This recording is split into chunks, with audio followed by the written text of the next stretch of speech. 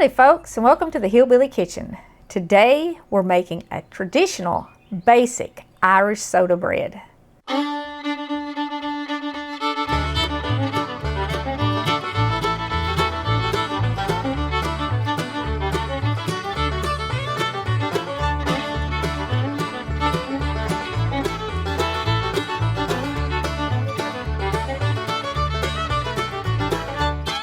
It is St. Patrick's Day, so that's why I decided to do this recipe, but I also wanted to do this recipe now because this is probably the easiest, most basic, most inexpensive bread you can possibly make, and it's one of those things that folks need right now. My granny made this a lot. We would have it for everything from sandwiches to put gravy on it. It's a really good all-purpose bread, and you can add a lot of stuff to it that will change it, but we're doing the basic recipe today. And all you need for the basic recipe is 4 cups of flour and baking soda, because it is soda bread and you don't want to use powder in this, you want to use the soda. And I have kind of a generous teaspoon. You don't want to do too much, because if you do too much, then your bread's going to taste like baking soda and not like bread. And I have a teaspoon of salt. You don't want to omit the salt in this. It will affect the texture and the flavor. And I have 2 cups of buttermilk.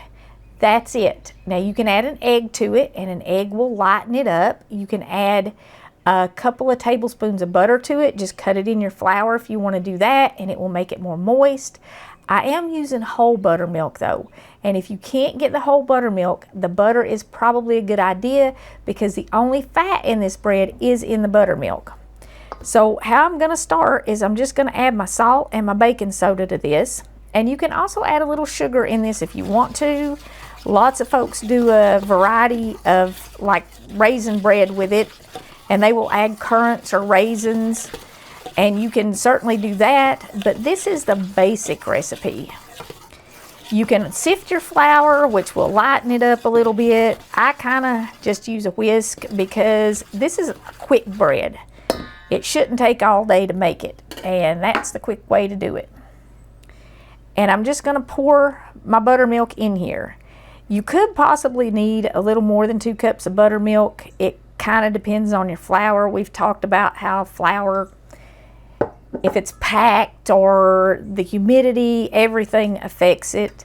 So, you know, if you need a little more, put it in here. And then you just want to kind of stir your dough together. You can use your hands for this. I find this little spatula spoon thing works really well to start combining it. My granny usually did just use her hands. You don't want to overmix this. It's a quick bread, kind of like your biscuits. This is very similar to a big biscuit. The texture, though, comes out different because it's the baking soda and not baking powder. Okay, now the dough is going to be kind of crumbly like this. That's okay. When you get it to this point, you don't really want to knead it. You just want to take your hands and squeeze it together and form it. You can turn this out on your countertop, put a little flour on your countertop. Sometimes I put a little flour on my hands, but because it was kind of dry, I didn't really think I needed to do that. It's all right. And just kind of squeeze it and fold it until it gets all stuck together. The less you handle it, kind of the better. And it is going to be kind of rustic looking. That's okay. It's not going to give you a perfectly smooth loaf of bread. All right. That's probably about good. I'm not going to worry about getting every single crumb out of my pan or out of my bowl. And just kind of shape it a little bit after you get it stuck together. Like I said, it's not going to be perfectly smooth. You're not trying to get it perfectly smooth. Once you get it kind of round, I'm going to bake this in my iron skillet. You can use just a cookie sheet. it will stay together. It's not going to spread out everywhere, and we're not going to let it touch the sides of the skillet, so the skillet's not to hold its shape. It's just something to bake it in. You can use a regular cake pan, just whatever, it doesn't matter. Now, there are lots of folks that will tell you to oil the bottom. A lot of people cook it on parchment paper, and you can certainly put parchment paper on it, under it, no matter what kind of pan you're putting it in.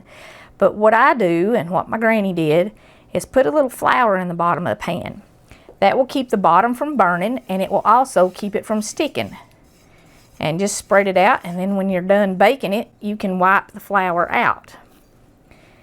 Now, once you get your soda bread formed and your pan floured, whatever kind of pan you're using, you do want to mash it out a little bit, but not to the point where it's touching the sides. Now, with this 4 cups of flour here, I have used my big skillet. I think this one's maybe a 9-inch skillet. You need at least an 8 or a 9-inch pan to cook this in. And the more you mash it out, of course, the bigger around it's going to be, and it's not going to be as high. So it's kind of up to you what shape bread you want. But for traditional Irish soda bread, you want to bless it. That's kind of part of the tradition. And you cut a cross in the top of it. And you would actually say, in the name of the Father and the Son and the Holy Ghost. Because of St. Patrick's, Ireland was a very Catholic nation for a long time, and I think it pretty much still is.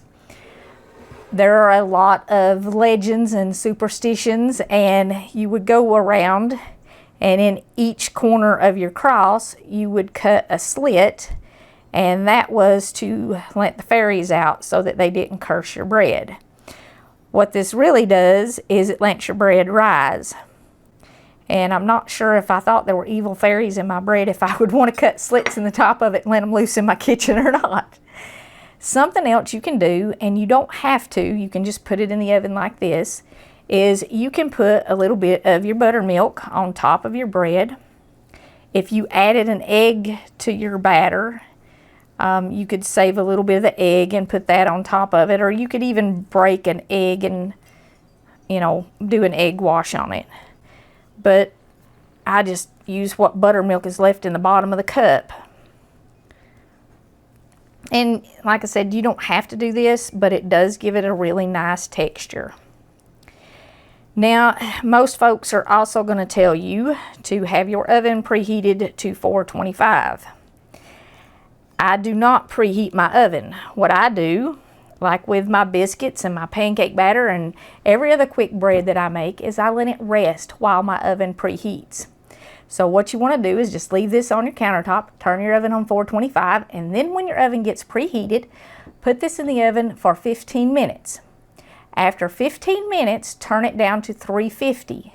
And then depending on your oven and the size of your loaf, if you did a loaf this big, you're going to want to bake it like 30 more minutes, maybe as long as 40 more minutes to get it done in the middle. You can use a cake tester or a toothpick. You can thump it. If it sounds hollow, it's done.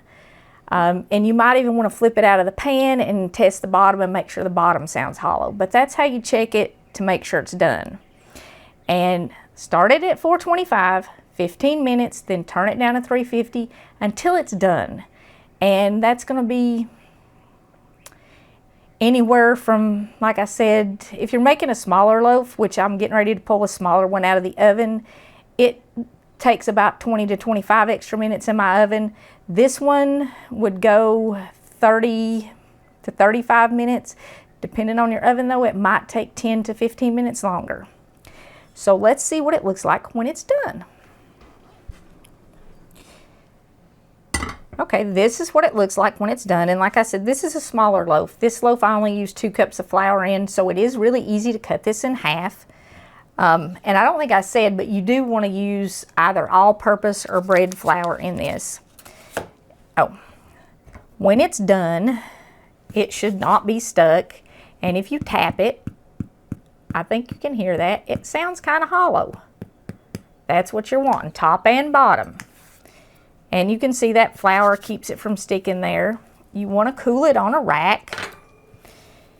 And I like to, as soon as it comes out of the oven, because the crust does get a little bit crispy, I put a little butter on it. It's still going to have a nice crisp crust, but it adds a little flavor and it keeps the crust from being too hard.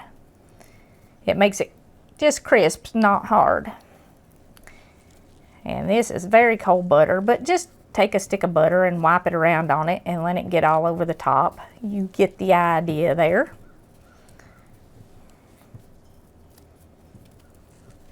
You do want to let this cool a little bit. I guess sometimes maybe we ate it a little sooner than, or a little quicker than other times. It kind of depended on dinner or what we were eating. But this bread, like I said, it's a really good all-purpose bread. And you can use it, it's at home with gravy poured over it. You can eat it with a soup or a stew and use it to dip in your soup or your stew. Or you can even slice it and make a sandwich out of it. It has a really nice texture and it is very sliceable. It has a good sponge to it. The egg would make it lighter, like I said. The butter would add a little to it. But if you have the whole buttermilk, you really don't need to cut the butter in. It's perfectly fine without it. You see, it just has a really good texture and it works for everything. Save this recipe because it has to be the world's simplest bread to make. It's super easy. It's pretty much impossible to fail at it unless you just don't get it done. That's about the only thing you can do wrong. If you don't want the top as brown, you can put an aluminum foil tin over it. We did that with a lot of our pies and stuff like that. I really kind of think it's pretty though, a little bit brown. It adds to it and it makes it look more like the authentic version of it. This makes good, it's good with just jam on it. It does have a slightly sour taste, so with some kind of jam or jelly, it's really, really good. You know, as I said, it's the world's easiest bread. Before we go, I want to leave y'all with Joshua 1:9. Have I not commanded thee? Be strong and of good courage. Be not afraid, neither be thou dismayed. For the Lord thy God is with thee whithersoever thou goest. You know, I've said this over and over recently. Current events do not change who God is. Doesn't change who the Lord is, doesn't change the fact that He is in control and He will take care of us. And He tells us clearly to be strong, to be of good courage.